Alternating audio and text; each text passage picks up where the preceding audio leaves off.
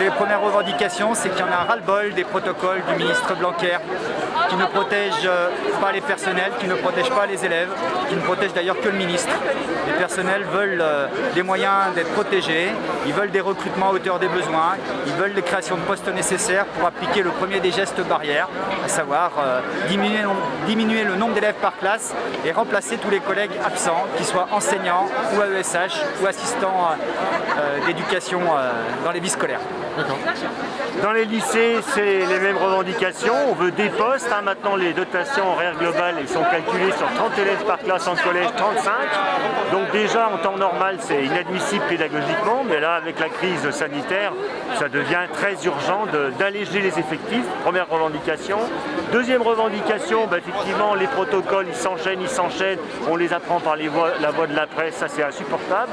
Troisième revendication, le bac Blanquer. On veut reconquérir le bac Blanquer, on veut l'abolition du bac Blanquer, c'est-à-dire revenir au bac pour le mois de juin 2022, terminal, anonyme, national et ponctuel. Et d'après vos chiffres, quelle part d'enseignants fait grève aujourd'hui et vous suit dans ce mouvement?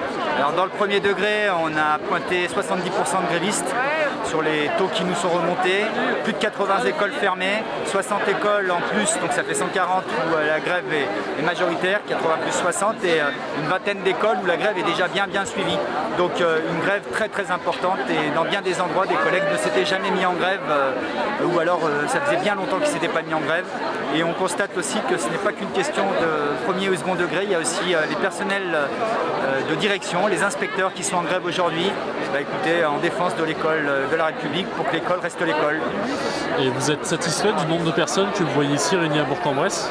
Écoutez, vu qu'il n'est que 14h35, 40, oui, on pense qu'il va y avoir encore plus de monde. Donc dans les conditions qu'on connaît, oui, c'est plutôt encourageant et ça démontre la volonté d'en découdre et les personnels d'avoir les moyens d'exercer leur métier.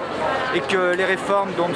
Bonneton parlait, à savoir la réforme du bac, mais c'est pareil, il y a une réforme sur les écoles qui s'appelle la loi Rilhac qui fait marcher à l'autonomie les écoles. Les personnels les rejettent, les personnels n'en veulent pas. Les personnels veulent que l'école reste l'école et avoir les moyens de travailler. Parfait. Vous avez autre chose à ajouter ou pas? Dans les collèges et les lycées de là, la mobilisation s'est montée en quelques jours, c'est assez important.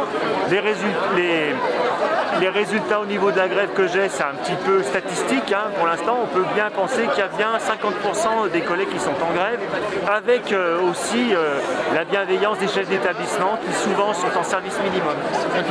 Dernière information, toutes les fédérations de l'éducation nationale avec la FCPE et les organisations de jeunesse se sont adressées ce matin à M. Castex, Premier ministre, pour qu'il reçoive d'urgence une délégation et qu'il réponde aux revendications, puisque la situation est intenable. Et on va poser la question tout à l'heure en fin de manifestation dans notre intervention, est-ce que le moment n'est pas venu d'aller tous ensemble en manifestation nationale, chez M. Blanquer, chez M. Castex ou chez M. Macron, pour que les revendications soient entendues et satisfaites.